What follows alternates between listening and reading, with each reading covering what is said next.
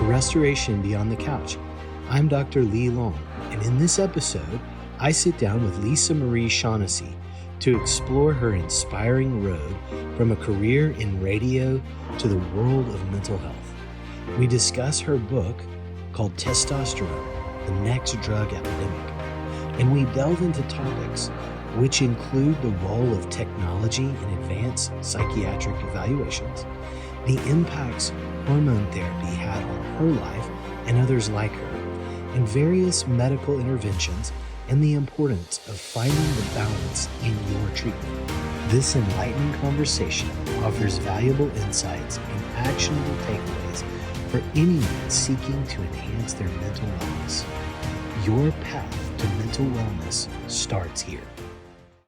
Yeah. Welcome. Thank you. Lisa Marie, thank you for being here today. Yeah. I am excited to dive in to this topic. I'm excited to talk to you about your book, Testosterone, the Next Drug Epidemic. I'm excited to just hear from you. I'm trying to think of how long you and I have known one another. And it feels like a long time. About 8 years ago. Okay. Yeah. So it was when I was at Sante Center for Healing. Okay. That's when we first met. Okay. Yeah. All right. Yeah. That's right. And you used to be in radio. I did. Yeah. For 25 years. And so tell us what you did in radio. Okay.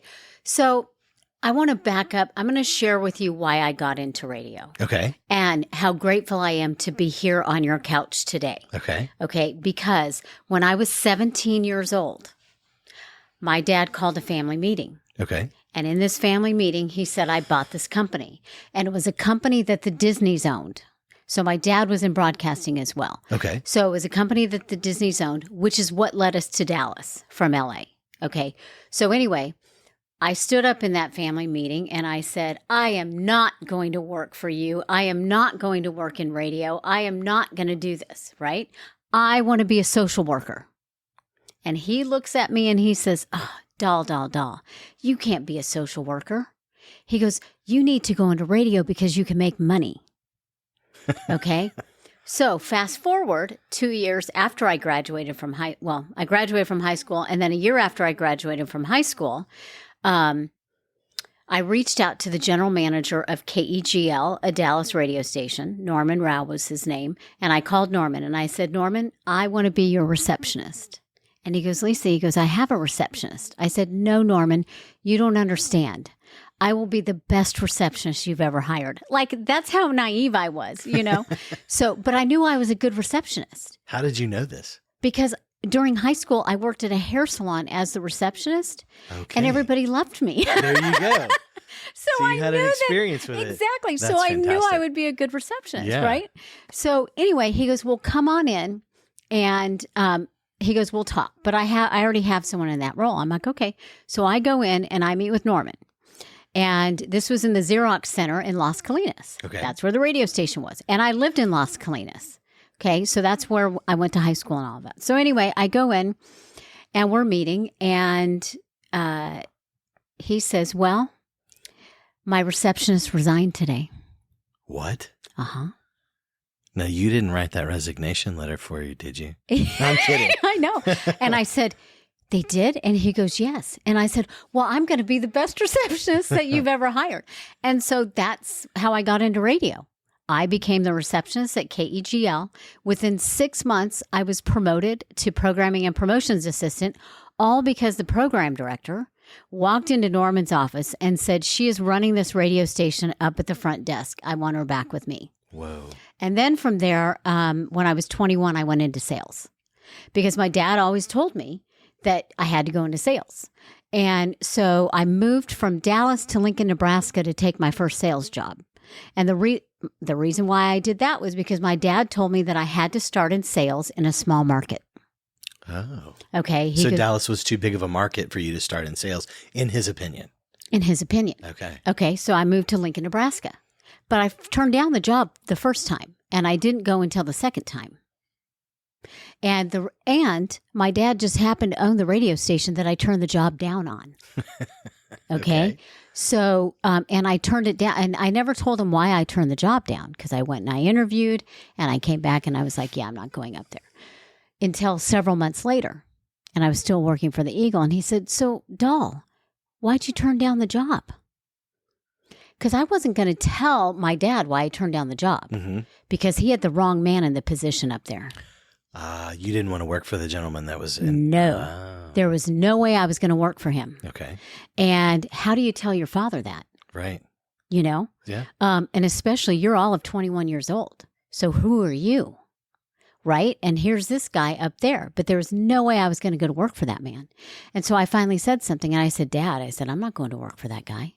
He goes, duh. So you found a way to tell him. Yeah. I love that. Because he asked me. Okay. Okay. So I wasn't going to volunteer. I didn't feel that it was my place. Okay. Who am I to tell him how to run his radio station? Right. Okay. Fair enough. And so I told him, and he's like, duh, why didn't you tell me? He goes, I'm firing him. And he goes, and I'm putting Dan Charleston in to be the general manager. So I went up and re-interviewed. And so when I re-interviewed, that's when I moved up there because I could go to work for Dan.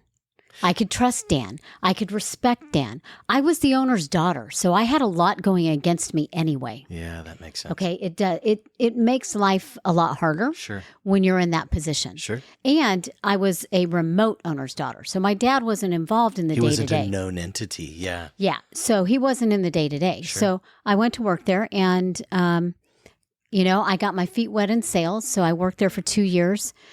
Actually 3 years. And then I resigned and went to work for the country station. And that's when my life completely dramatically changed. And it changed because I came out of the shadow of my father. Okay. I had earned a name for myself by going to this other station. And so by going to the country station, that's where my career blossomed. And through that, then I got a job offer to move to Phoenix, Arizona and go to work for Buck Owens, who was the premier radio operator in the country and a country star. And I worked there for 9 years. And, that's where I really kind of became Lisa Marie Shaughnessy, was in Phoenix. Because I came out of the shadow. Because it can be tough to do that. Sure. So. Sure. Yeah. So then I spent 25 years in the industry and I loved it. And, but I always had a burning desire to be in behavioral health ever since I was 17 years old. What drove that burning desire? Do you know? Yeah. So, when our family moved from LA to Dallas, that was a really hard time for me. Okay. I was a freshman in high school. Oof. And so I was a freshman in high school starting in Dallas, Texas from California. That already was something. Talk about a culture shock. Yeah. 100% culture shock. And my parents' marriage was falling apart. Okay. At the same time.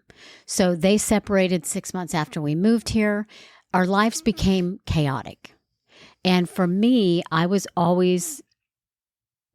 the one that would go and say, we have a dysfunctional family. And everyone would say, oh, everyone has a dysfunctional family. So I always had a passion for it. I had a desire for it. So you kind of felt like in that sense, you were the canary in the coal mine. Like you were saying, something's off here. Correct. Okay. Yes. But of course my voice was pushed down. Okay. So I had to find my way. And, I found my way the hard way, the good way, the best way, the right way, whatever that way is, I have had to find my way. Gotcha. And so that's why I've always had a passion for it. And plus, I'm an avid reader. I am, as my former husband calls me, a professional workshop participant because I love to go to everything. Yeah. And I love to delve deep into that. Not only to understand in general, but also to help me grow as a human being. And it's my belief that I think at some point in all of our lives, and I'm going to use that all of our lives, we need to see a therapist at some point in our lives, whether we're in crisis or whether we want to get to the next level in our career. Yeah, I always look at it too as the idea of self-actualization. It's like we were not created nor designed to live in isolation. And there's something to us having a sense of community, but I don't want to say educated community but maybe skilled community in a certain area. You know, like if your desire is to be an athlete, you know, you're not going to go hang around the garden club to become a better athlete. You'll become a better gardener. And there's all things great with the garden club. But if you're looking to be a better athlete, being in the garden club is not going to help you in your athletics. Right. And so that self-actualization is a sense of finding that psychologically minded community that helps you press into new heights of your psychology. 100%. Absolutely. Yeah. And as my mother says, it is will and desire. When you have will and desire that meet, you know, and for me, like my will and desire is incongruent. It's congruent with both. Gotcha. And so that's where I'm living the life that I feel that God wants me to live. I love that. Yeah. I love that. What a blessing to you and to the people that you're around, because when we're living the life that we were intended for, then it tends to be a blessing everywhere. I always say to people, you know, as a parent, when I sit down with my kids or my family to have dinner, I don't pick and choose who gets dinner that night. It's like dinner is for all. Like everybody gets to eat. Why? Because I love my family. Right. Well, if we believe that we are loved in that same way by God, or whatever your faith tradition is, then it spans to all. Absolutely. And so that's really neat. So you went from radio and now, where are you now? I mean, tell our listeners where you are now. So Which I think is so cool. I know. I have my dream job. Yeah, you do. I have my dream job. I love my job. It is everything that God has prepared me for. And I work for Amen Clinics. And at Amen Clinics, we have 11 clinics across the country. I represent the Dallas-Fort Worth Clinic. And Dr. Daniel Amen is our founder, who has written 45 books. I did not realize it was that many. Yes, 45 books. 12 of them are New York Times bestsellers. That's fantastic. So, and I feel very honored and privileged to be able to work for Amen Clinics. And what we do is we take the psychiatric evaluation to the next level. That's the good way to say it. Yeah. So it's the next level, because when you as therapist or let's just say the general public are working with families or individuals and they're stuck. You know, they're not moving forward. Something intuitively, you know, is going on in their brain that maybe needs to be looked at so that they can move forward in their life. That's where we come in with SPECT imaging. And SPECT is single photon emission computed tomography. And what that is nuclear medicine. So we're going in and we're looking at the blood flow in the brain. We're going to be able to see where the blood flow is getting, or where the brain is getting adequate blood flow, where it's not getting enough blood flow, and where it's getting too much blood flow. So we can actually see dementia 20 years in advance. A lot of times that scares people. But a lot of times people want to know. I think it's invigorating, because if it were a death sentence, so to speak, if you couldn't alter it, if it was just a fact and it was an oncoming train and there was no changing the trajectory of that train, I would say I don't want to know. But the fact of the matter is, and we know many things can be done to change the trajectory of that outcome. Many things. Yeah. I mean, okay. So for dementia and Alzheimer's, for example, which we see that quite a bit. One of the things that people can do if they have dementia and Alzheimer's is go to hyperbaric oxygen therapy. That will change their brain by 10%. Okay. Which is going to help their brain operate better while they are in this state. And that's just one little thing. They're changing their diet. That can be a game changer for people. You know, one of the things that has really struck me is the fact that, because full disclosure, my mom unfortunately had Alzheimer's and has since passed a number of years ago. And so I have been on a quest to understand it, to make sure that it doesn't get passed down. She had a million wonderful traits, and those I want to be passed down, but this one I don't. And one of the things that I've seen is sleep.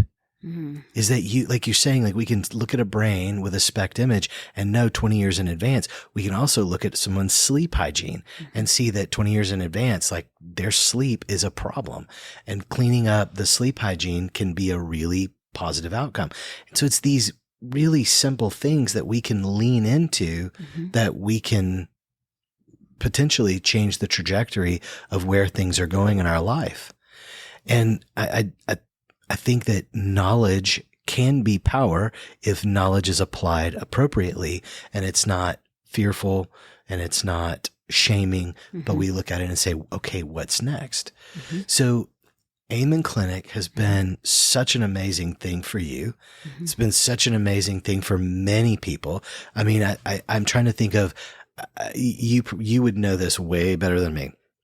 But I know that he's done more than, how many scans has the Amen Clinic done? So we have a database of over 250,000 scans. We are the largest SPECT imaging database in the world. Yeah. Yeah, nobody comes close to us. And here's a fascinating thing. So Dr. Amen learned about SPECT imaging from a conference, APA conference. He was there. He went to this session. They were talking about SPECT imaging. And that's when he became interested in it. He has been criticized also for what he does. Okay. And so he's had a lot of critics, but he learned it at the APA. And so what he's done is he's taken that. He took the ball and he ran with it. Right. And that's what pioneers do. That's right. They take the ball and they run with it. And he has done amazing work, and he has changed people's lives every single day. And I should say we. And I say we. There you go. Okay, because yes, he pioneered Amen Clinics, but we have 60 board-certified psychiatrists on staff with us. That's incredible. Across the country. We also have, I would say, probably 8 to 10 functional medicine doctors across the country. We have nurse practitioners across the country. We have a few therapists, not a lot of therapists, but we have a few therapists, because what we like to do is we like to partner with therapists like you guys, okay? Because we know our patients, we're a destination. Right. People are coming to us for 3 days, and then they may be leaving us. Some may stay, and they may work with the doctors remotely. But if somebody needs to do EMDR, for example, right, okay, and they live in Fort Worth, well, they're going to come here. Right. Or let's say we recommend neurofeedback as part of the process in helping heal the brain. Well, they're going to come see Jeff, right. So they're going to come here for neurofeedback. That's why it's really important for us to be able to partner with providers all over the country, all over the world for that matter. Right. Because there's a Brazilian family that comes to us every year. They come, they get scans, they basically shut down the Atlanta clinic, because that's how busy we are with this family. Wow. So, and we have families that come from London, Spain. I have one that I've just emailed this morning that I'm working with in South Africa. So it's fantastic. From all over the world. Yeah. Well, it's a game changer, right?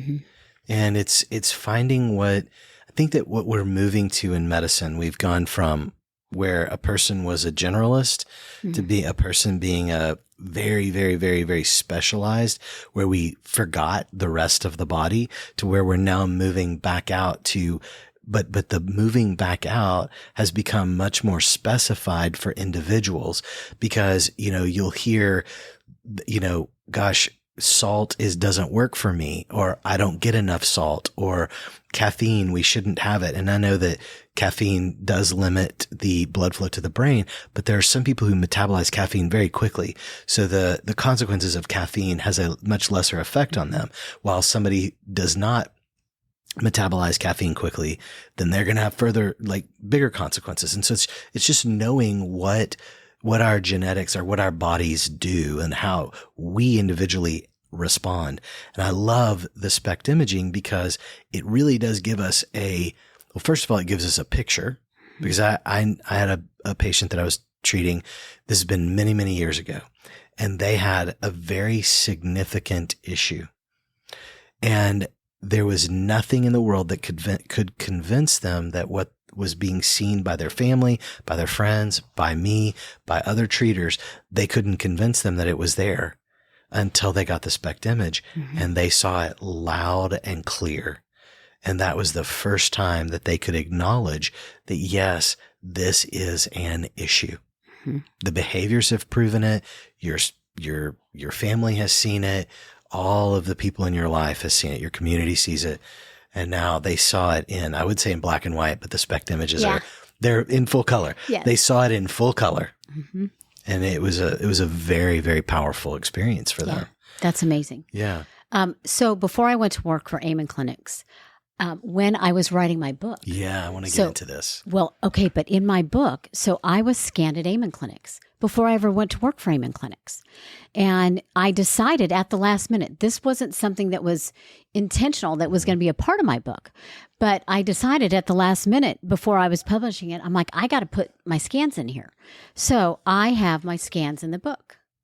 And so you can see my original scans. Since then, I've been scanned 2 more times. Oh, wow. But with the original scans, you can see my thalamus lit up. And with thalamus, that could be normal or that could be depression. Okay. And so for me, that made sense because, I definitely have experienced depression off and on over the years. And when I became postmenopausal, that's when the depression really took on a whole new life. Yeah. So, and you were mentioning earlier about caffeine and how it can impact people differently. Well, for me, after I had surgical menopause. So after surgical menopause, I could no longer eat gluten. Wow. I could eat gluten up until then, but after that, I could no longer eat it. And I thought to myself, what is wrong with me? Because I loved my Pita Jungle. Pita Jungle in Phoenix is one of the best places that we love to go to. I could no longer eat my Pita Jungle. Because I couldn't eat the gluten. Interesting. Yeah. And that's that gut-brain connection too. Absolutely it is. Yeah. Absolutely it is. So tell us what it was that you wrote the book, Testosterone, the Next Drug Epidemic. What inspired this? So I had my own experience with it. And I was still living in Phoenix. I went to a quote unquote hormone clinic, or as I call this place, a pellet palace. Okay. So I went to the pellet palace, and when I went to the pellet palace, I was 43 years old, and they said, Lisa, your testosterone is 28. We consider that to be on the low end.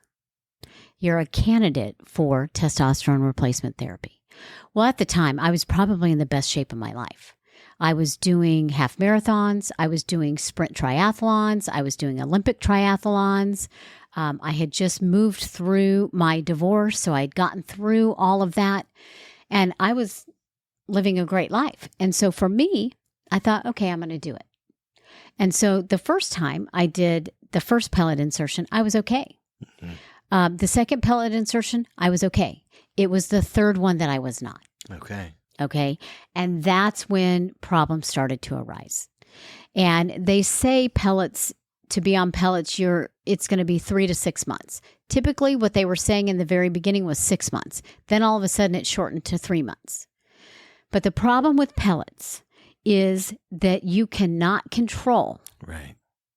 The dosing, you can't control how your body's going to metabolize them. And so for me, what happened is I started transitioning. They got my levels so high that my total testosterone level that we know of, that was tested, that we saw in black and white, was 467. For a healthy female, you should not be over 70. That's total testosterone. Now, my free testosterone was 35.7. In Dr. Amen's book, The Brain Warrior's Way, he talks about optimal free testosterone for men. That's 24. I was 35.7. I was going crazy. So were you experiencing like Yes. not psychiatric, but like anxiety, and what were the Tons of symptoms? anxiety, tons of rage, Mm. intensity. I was incredibly intense. And I felt like I was falling apart. And to the point where one of the doctors, one of my doctors, not the one who prescribed pellets. Not the pellet palace. Yeah, not the pellet palace. This was an OBGYN who I went to see her, and she looks at me and she goes, "Are you okay?"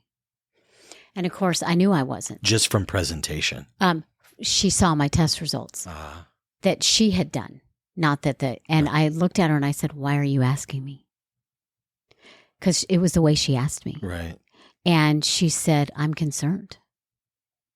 And I said, "About what?" And she said, that's when she told me, "Your testosterone is 467 and you're free."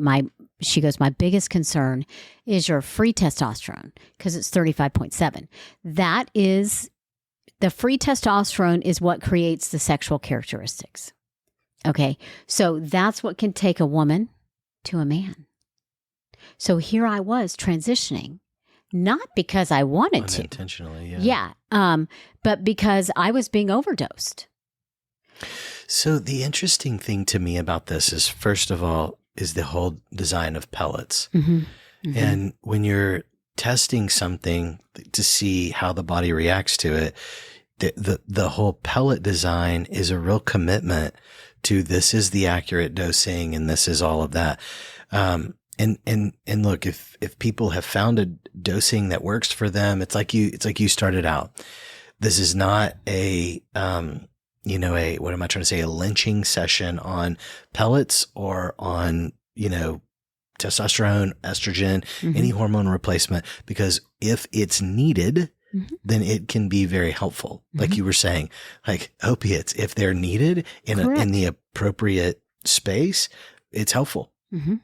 If you're coming off of a surgery, like shoulder surgery, if you need the opiates to help you sort out pain. Mm-hmm. But the idea is, I remember I had shoulder surgery about a year ago, and I just remember on the 5th day after surgery, I just decided I was finished with the opiates. And I'm like, I don't care how bad it hurts. I'm done. Mm-hmm. And the fascinating thing is when I stopped, I was able to find the mentalization of where the pain was. I was able to deal with it through my own mindfulness practice. But that, to your point though, that it's needed when it's needed, and we have to be aware when it's overdone, because when it's overdone, it can be just damaging. It can cause death. And in fact, there's one story in my book, and it was a woman that found me online, and probably back in 2014. And she said, my husband, who was in his 60s, was on testosterone. And I told him he was acting like a 20-year-old and that he needed to go get it tested. And he wouldn't go get it tested. And he went out to the backyard and... Oh my God. And she said, I had 2 autopsies done. One where his estrogen to testosterone ratio was 75-1. And then the second one was 45-1. Doping is 8-1. And so what a lot of people don't understand is that when you go down this hormonal path, you are changing your entire endocrine system. Okay. And so when you have too much testosterone in your body, it can convert to estrogen. And so for men, if it converts to estrogen, that's a whole nother ballgame. For women, if it converts to estrogen, which had happened to me, to the point where the physicians, my estrogen level after surgical menopause, no ovaries, my estrogen level was 500. That's not normal. Okay. Oh, a healthy woman is 100, and that's if she's on estrogen replacement. Whoa. Mine was 500, to the point where the doctors, they thought I had a pituitary tumor because of what was happening with my estrogen and my testosterone levels. It was that bad. And so my doctor looked at me and she goes, you have to go see an endocrinologist. And I looked at her and I was just like, I can't go to another doctor. Like, what? I can't. And she goes, no, you have to. And so I did. And thank God I did. And I took 3 years of all my testosterone-induced life medical records with me to this endocrinologist. And he looks at me and he goes, why did they put you on testosterone? He goes, you should have never been put on testosterone. Why did they put you on this? Why did they put you on that? And he just kept going on and on. He goes, we're going to get you all situated. And we did. Okay. But it took 2.5 years for my body to go back to homeostasis. Right. So that was my last pellet insertion was September of 2012. By February of 2015, my body became where it should be, okay?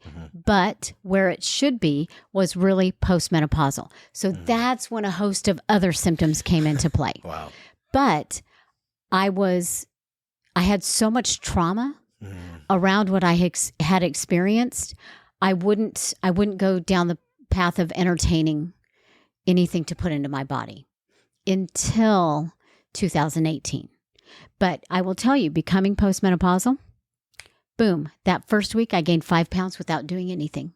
The second week, and I remember telling my old sales manager, I looked at her and I said, I'm observing myself right now. And she goes, what? And I said, I'm observing what's going on with my body right now. And it is completely changing. I just gained 5 pounds for no reason. And I gained 40 pounds within 6 months. But again, I was still afraid. So it wasn't until I moved back to Dallas. And then in 2018, a doctor said, I can't let you leave my office without going on diabetes medication. Because that's one of the issues with women when it comes to menopause is blood sugar. My blood sugar was so out of control, not even doing anything differently. Right. Yeah. And so I said, okay, I'm okay with that. And so I went on metformin. And so I gradually, this is, of course, 2018 to where I am today in 2024. Yeah. This has been gradual. So people think just because I wrote the book, Testosterone, the Next Drug Epidemic, that I'm anti-everything. And I'm not. All I'm doing is sharing the facts. Water is a great thing. We cannot live without it. But you can overdo water and it'll kill you. Yes, you can. Sugar, sure, it's an enjoyable thing, but you can overdo sugar and you can send yourself into a diabetic coma. Exercise is a good thing, but you can overdo your exercise and come up with a stress fracture. And it's finding the balance of what is good and what is good for you. And today, I feel like I have the best balance that I've ever had, ever have. I love that. In my career, in my health, in my brain health, just in everything that I'm doing in my life. And one of my friends last week in Phoenix, because she goes, you look amazing. I popped into Phoenix for 24 hours. And she didn't realize that I'm now on estrogen and I'm on progesterone, but I'm not on testosterone. Right. And I don't need to be on testosterone. I don't need to go there, and so, but I'm okay with being on estrogen and I'm okay with being on progesterone. And what progesterone has done to my sleep is amazing. I sleep like a baby. I take it at night before I go to sleep and I sleep like a baby. And that's one of the biggest challenges that women have in menopause is they lose their sleep. And you were talking earlier about how important sleep is. That's right. And sleep can impact your mood.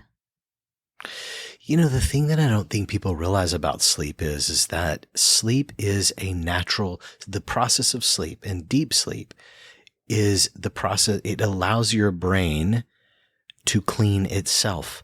That's when the brain showers.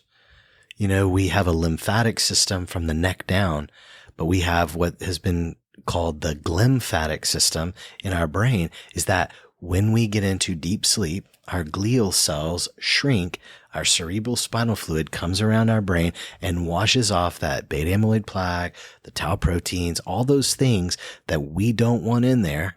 It cleans off all the odors, we'll call it. And it's restorative, right? We were designed to be a self-cleaning machine, so to speak. And sleep allows for that. It does. It does. And if you're not getting that, it's like, what do we need to do to bring that on board?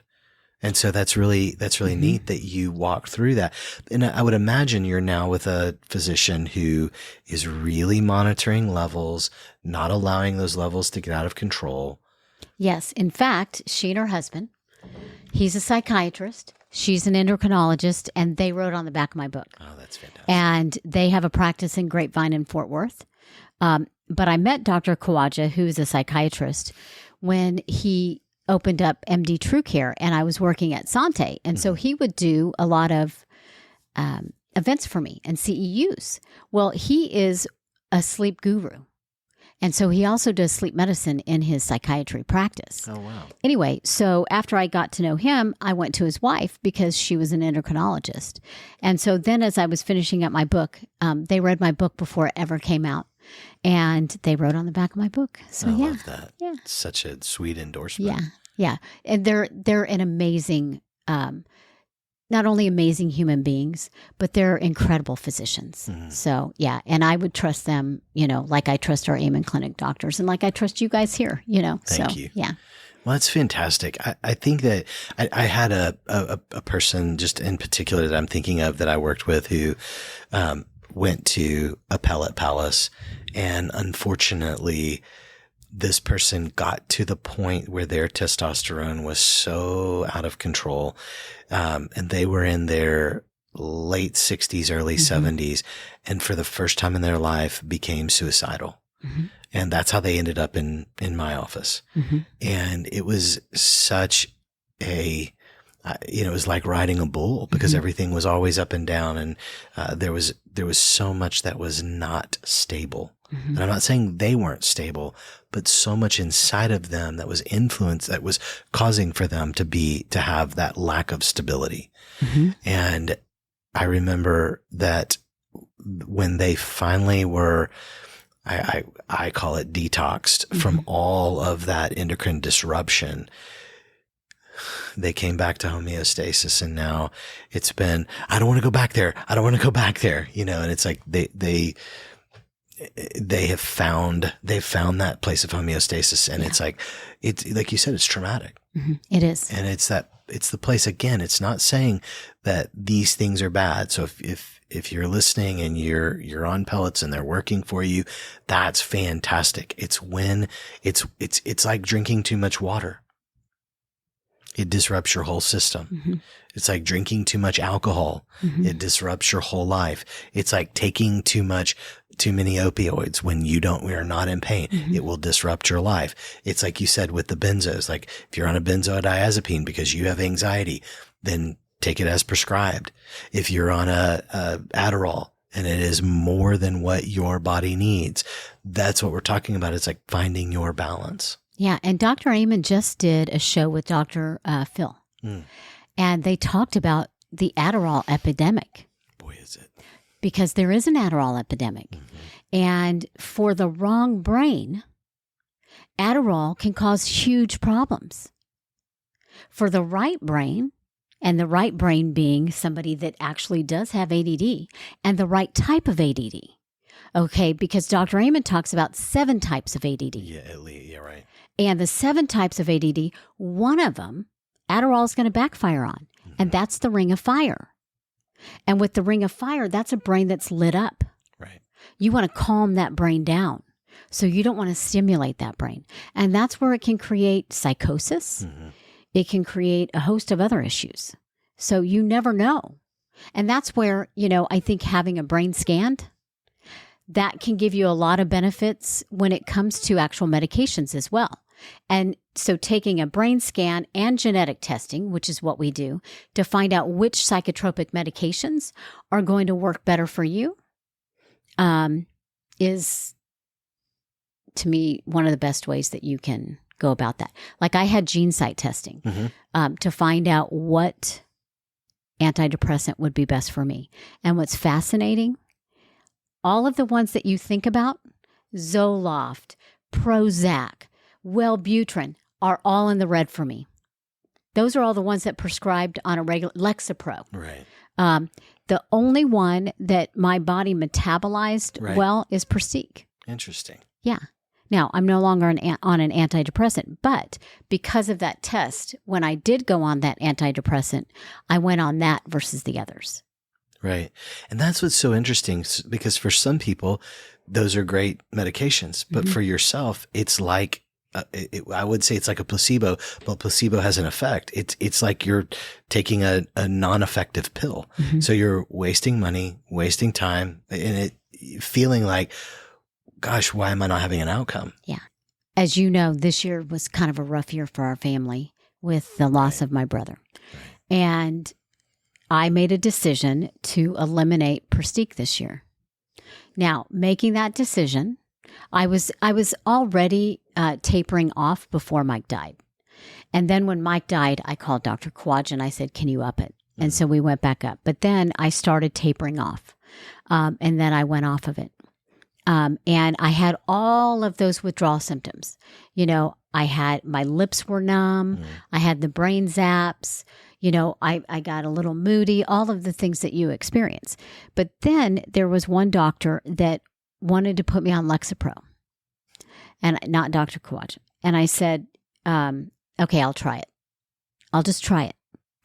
And it made me catatonic. And I knew that. So I only did it for 3 days because I knew it was going to make me catatonic, because I knew what the gene site testing showed. And Lexapro is in the red for me. Right. And so I finally said, listen, I can't take this. I said, I can't do my job. You know, I can't. It completely made me just go like this. And I said, yeah, I can't do this.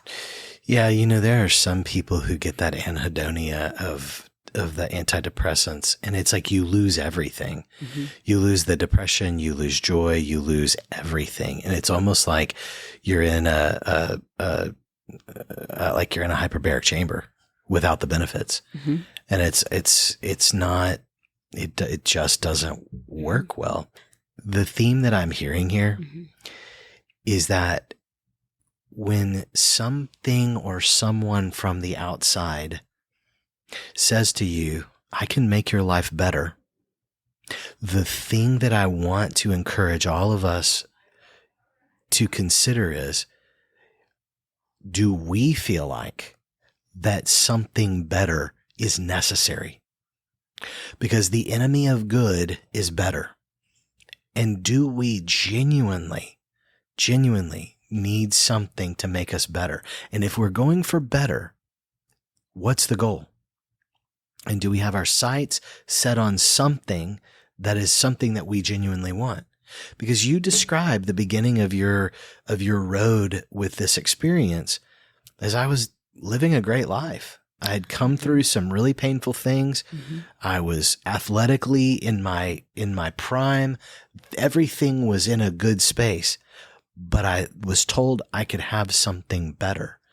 And do we consider what that better truly is? Or do we hear better? And this isn't a criticism of you. It's, I do this. When I hear I can have something better, it's like, I want better, but do we define what better is? And is the outcome what we thought it was going to be? I love what you just said. Yeah. And those words are going to stick with me, because I'm considering some things right now that I'm really torn about. And one of them is peptides. Okay. So peptides are all the rage these days. They are. And there are 2 peptides that I've almost hit, purchase. But I haven't done it. Well, I did do it once. And you know what? It came back saying wrong zip code. And then my credit card got denied. I mean, my credit card didn't get, but I know what you're saying. The system didn't take it. Yeah. Right. And to me, I thought that was a gift from God. A roadblock, right? Yeah, that was a roadblock. And the 2, one was BPC 157 for my back, because I do have some back pain. And I don't want to give up my hot yoga, and I don't want to give up my hiking. And then the other is AOD, and AOD 96 something. Yeah. So, but that was a block, and that block I've paid attention to.